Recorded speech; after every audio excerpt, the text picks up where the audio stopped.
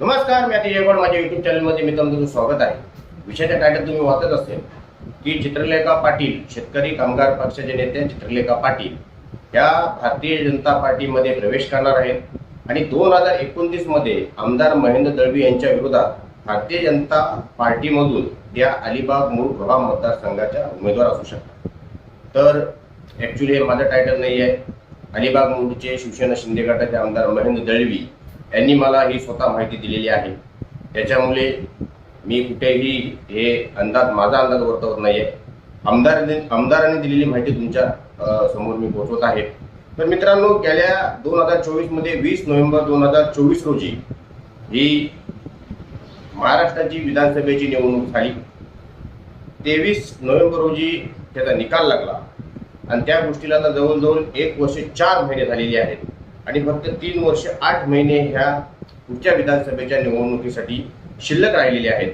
आणि असं असताना मित्रांनो, जर आपण गणित पाहिलं येणाऱ्या विधानसभेच्या निवडणुकीच्या पार्श्वभूमीवर, तर 2029 मध्ये निश्चितच महायुती ही लोकसभेला होईलच, परंतु 2029च्या महाराष्ट्राच्या विधानसभेला महायुती असेल की नसेल देव जाणो. कदाचित सर्व पक्ष हे एकटे लढतील, कारण की भारतीय जनता पार्टी हा सर्वात मोठा पक्ष आहे आणि त्यांनी त्यांची स्वतंत्र लढण्याची तयारी ही सुरू केलेली आहे. माझं सर्व काही मोठे राजकीय नेते असतील त्यांच्यासोबत बोलणं होत असतं. स्वतः आमदार महेंद्र दळवी यांच्यासोबत बोलणं होत असतं आणि त्यांनाही असंच वाटतंय की 2029ची निवडणूक कदाचित त्यांना शिवसेना शिंदे पक्षाकडून एकाकीच निवडणूक लढवावी लागणार आहे.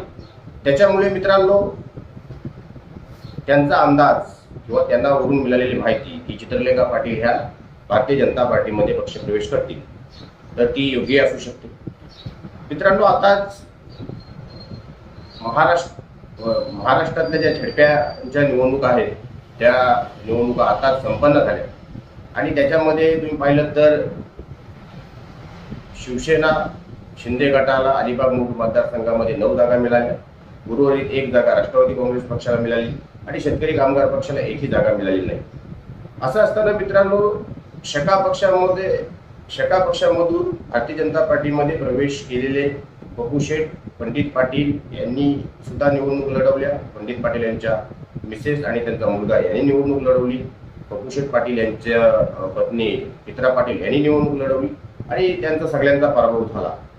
आणि असं ज्या वेळेला होतं, एखादी निवडणूक आपण हारतो त्यावेळेला जर एखाद्या व्यक्तीला एखाद्या राजकारण्याला साधी जिल्हा परिषद निवडणूक जर जिंकता येत नसेल तर त्याला विधानसभेला विचार केला जात नाही.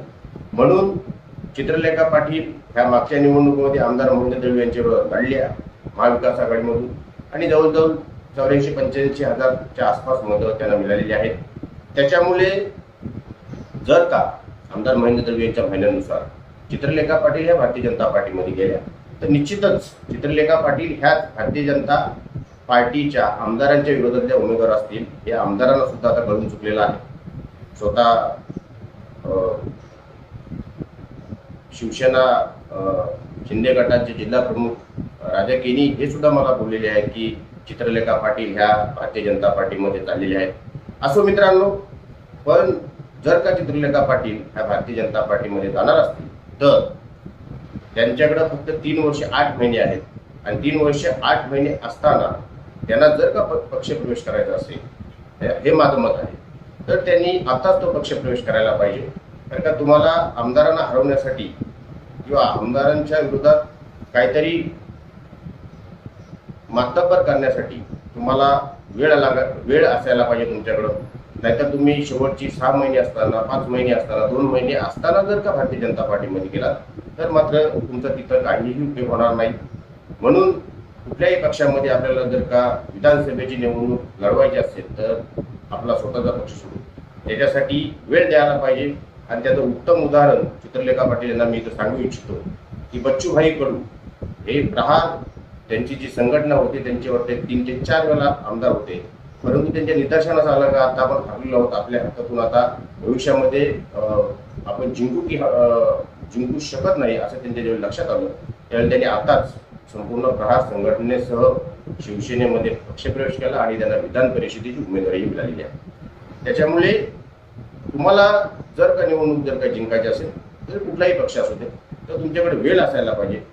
आता तुमच्याकडे 3 वर्ष 8 महिने आहेत आणि आमदार महेंद्र दळवी यांच्या म्हणण्यानुसार तुम्ही खरोखरच जात असाल, तुमची जर बोलणी चालू असेल तर मात्र तुम्ही लवकर जायला पाहिजे, जेणेकरून तुमची तिथे त्या भारतीय जनता पार्टीची नाल जोडली गेली पाहिजे. आणि आपण जर विचार केला की तुम्ही काही जण इथे अंदाज लावून की जयंत पाटील हे स्वतः शेतकरी कामगार पक्षाचे सरचिटणीस आहेत तर त्यांच्या सून कशा जाऊ शकतात. त्याचं उत्तम उदाहरण मित्रांनो दुसरे एक सांगता येईल की राणे कुटुंबामध्ये ज्या वेळेला निलेश राणे यांना जागा मिळत नव्हती भारतीय जनता पार्टीमधून, कारण नितेश राणे यांना जागा मिळत होती, स्टँडिंग जागा तिथे शिंदे गटाची होती. त्यावेळेला देशाचे मंत्री असताना सुद्धा निलेश राणे यांनी शिंदे गटामध्ये प्रवेश केला आणि ते तिथे आमदारही झाले.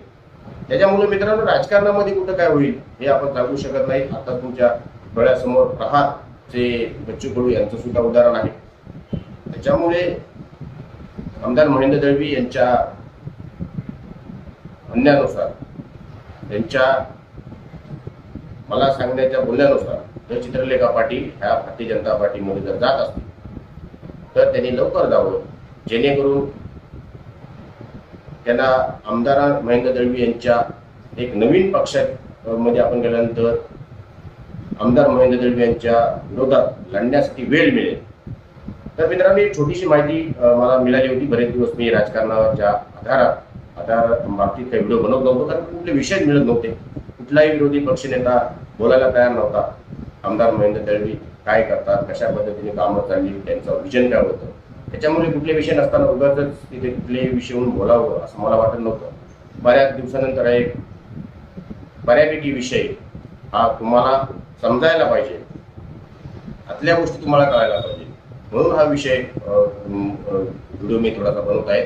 कदाचित चित्रलेखा पाटील ह्या निश्चितच मी हा व्हिडिओ बनवल्यानंतर त्यांच्या कार्यकर्त्यांना वगैरे सांगतील की ही फक्त अफवा आहेत, या अफवांवर विश्वास ठेवू नका.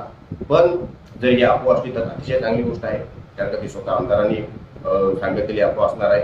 परंतु जर चित्रलेखा पाटील ह्या भारतीय जनता पार्टीमध्ये गेल्या तर अशा पद्धतीने चित्रलेखा पाटील ह्या भारतीय जनता पार्टीमध्ये जाणार होत्या, त्यांना उमेदवारीचं तिकीट मिळणार होतं. हे 3 वर्ष 8 महिने अगोदर सांगणार मी इथे पत्रकाराशी. मित्रांनो आता मला जास्त काही सांगायचं नाहीये. जर चित्रलेखा पाटील या भारतीय जनता पार्टीमध्ये गेल्या तर त्यांची नवीन इनिंग कशाप्रमाणे असेल ते आपण बघूच. कारण अजूनपर्यंत त्यांना विरोधी पक्षांमध्ये राहूनच एवढ्या वर्ष काम करता आलेला आहे. कारण का त्यांना सत्तेमध्ये जेव्हापासून ते राजकारणामध्ये सक्रिय झाल्या तेव्हापासून सत्तेमध्ये असण्याचा त्यांना काही अजूनपर्यंत मान मिळाला नव्हता. परंतु जर भारतीय जनता पार्टीमध्ये गेल्या, केंद्रात आणि राज्यात त्यांचं सरकार आहे, तर मात्र मित्रांनो चित्रलेखा पाटील कशा पद्धतीने तिथं काम करतील हे देव जाणो. त्यांचं काम तुम्ही बघितलेलं आहे.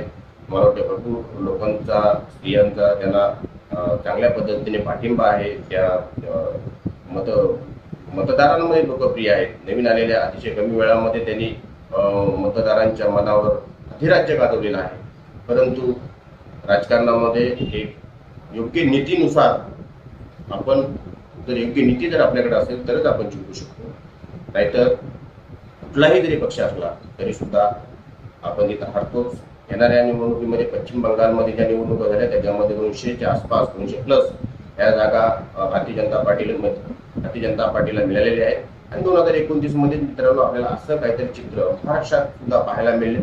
भारतीय जनता पार्टी एकाकी लढेल आणि एक हाती सत्ता तो 2029 ला मिळू शकतो आणि त्याचाच एक भाग चित्रलेखा पाटील असू शकतात का हे पाहण्यासाठी तुम्हाला त्या जोपर्यंत प्रवेश करत नाही तोपर्यंत आपल्याला थांबावं लागेल.